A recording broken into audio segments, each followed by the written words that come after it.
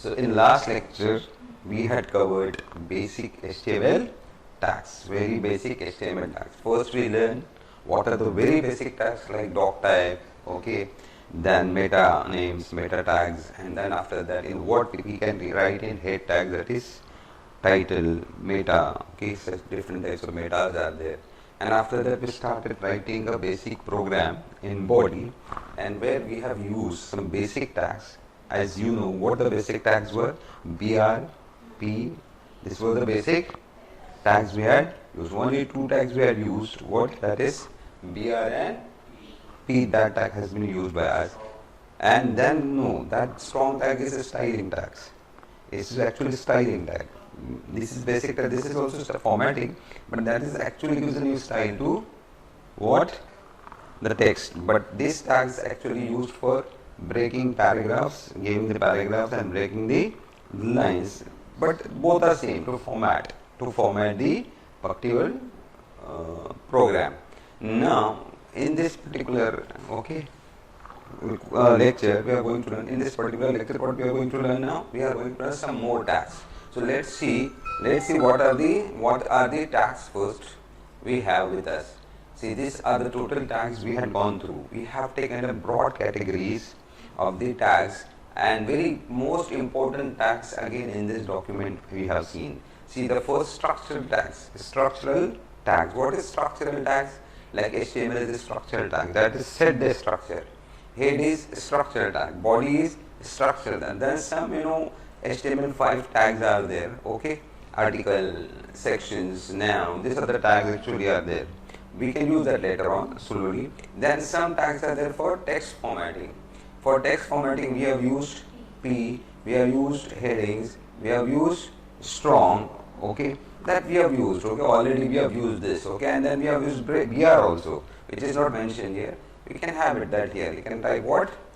We can add one more tag, it's called BR tag, okay, this is the BR tag. Now more tags are there, M tag is there, span tag is there, okay. Then there are some list tags are here, okay, these are the list tags, okay. These are the list tags, got it? We can set this little bit here, okay, and just we can bring it here, okay, list tag. List tags today we are going to learn. We are going to learn what the list tags. We'll talk about that. There are the list tags and there are more DL, DT tags are there that we can learn slowly as we move towards HTML5, okay. Then we have link tags, and then we have image tags, and for our form tags are there. And then we have table tags and we have semantic tags. Slowly all the tags will cover in this course, okay. But today we are going to learn what? We are going to learn UL tag and OL tag, and that are called list tags. We are learning what? List tags. So this is a particular note which I have written for you, is that list tags. We can write it top on list tags, okay.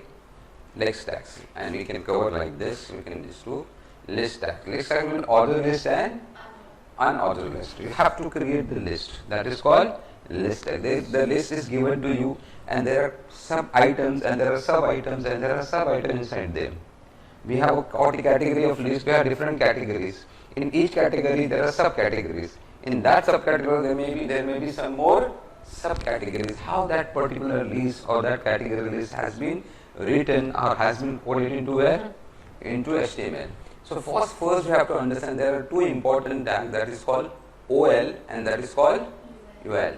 In HTML, order list OL and unordered list are used to define list of items. Why? What they are used? To define the list of items. This list can contain list items, okay, and this particular OL or UL, they have a list items, and that will be defined by what? That will be defined by LI. I mean, first you have to create the list through UL or OL, and under that you have to have the list through LI. But then again you can go into subcategories, you can see that later. Then what is order list? What is order list? Order list is used to create a list where each item is numbered. Each item is what? Numbered. Means when you do the list 1, 2, 3, 4, that list item number will come. Okay, the numbering is usually in the form of digits 1, 2, 3, and by default, but it can be by default it takes a number 1, 2, 3, but it can be customized, which you can change that number system. Roman letter you can use for the numbers, okay, that you can use through that way, but if you have to use for that CSS, okay, that is there. Then you can also use what? You can also use attributes like type to change the numbering style. You can see later on, okay, numbers, and you want to change the numbering style to ABCD. So you have to use the attribute what? Type. Then you give to the what format you want. You want 1, 2, 3, or you want A, B, C. Through that, same unordered list. Unordered list is used to create a list where each item is marked with bullet points, okay, bullet point or some other marker. Whatever the marker, what is the shape you can use for the bullet. The specific marker used can be customized using CSS, okay. You can use the type attribute when with values like disk, circle or square. Like in the first in order list what we have seen, we can use type like A or 1, 2, 3. Here you can use what? Disk and circle. Okay, you can use a disk like filled, circle with filled, okay, or you can use circle, open circle, blank, okay, there is no field, okay, or you can use square. That particular graph figures you can, of that particular pictures you can use to have a bullet list with this, okay. This is to change the bullet point styles. The main difference between an order list and the main difference between an order list and an unordered list is the way items are numbered or marked, okay. Order list uses numbers while unordered list use bullets or other markers. This is the basic theory. Did you understand this? This is the basic of HTML. Now we can see some list programs in here. Now this, see what is list actually?